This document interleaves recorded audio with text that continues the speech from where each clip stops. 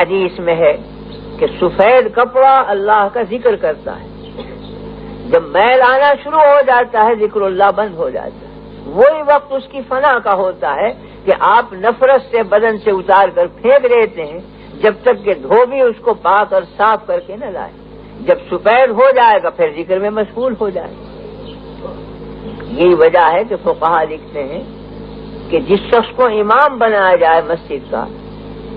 وہ میلے کپڑوں سے نماز نہ پڑھائے، یعنی ایسے میلے کپڑے جن میں سے بدبو اٹھنے لگے، یوں تو کپڑا اگلے ہی دن میلا ہو جاتا ہے۔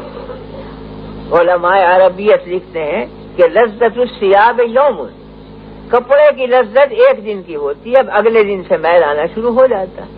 تو تھوڑا بہت میل تو فوراً شروع ہو جاتا ہے، لیکن ایسا میلا پن کہ پسینہ جذب ہوتے ہوتے وہ زرد رنگ بن جائے، اس میں سے بدبو آنے لگے، اس کا رنگ بھی متغیر ہو جائے، شکل بھی بدل جائے، اس وقت مکروہ ہے نماز پڑھانا امام کو ان کپڑوں کے ساتھ۔ ظاہری وجہ تو اس کی یہی ہے کہ امام فی الحقیقت وکیل ہے تمام مقتدیوں کا اللہ کی بارگاہ میں، وہ قابل تعظیم ہے، اس میں نفرت کی وجوہ نہ ہونی چاہیے کہ مقتدی متنفر ہونے لگے۔ اگر کپڑے اس کے غیر معمولی طور پر میلے ہوئے تو مقتدیوں کو خلجان پیدا ہوگا کہ کس بے ڈھنگے آدمی کے پیچھے لا کے کھڑا کر دیا، تو جو اپنے خیال میں اس کے بے ڈھنگے پن کے خیال میں مشغول ہوں گے، اللہ سے رابطہ کیا قائم ہوگا ان کو؟ وہ تو امام کی مذمت میں لگے ہوئے ہیں کہ امام عجب بے ڈھنگا ہے، کھڑا ہو گیا، بدبو اس میں سے آ رہی ہے، رنگ اس کا صحیح نہیں، یہ ہمیں خدا تک کیا پہنچائے گا؟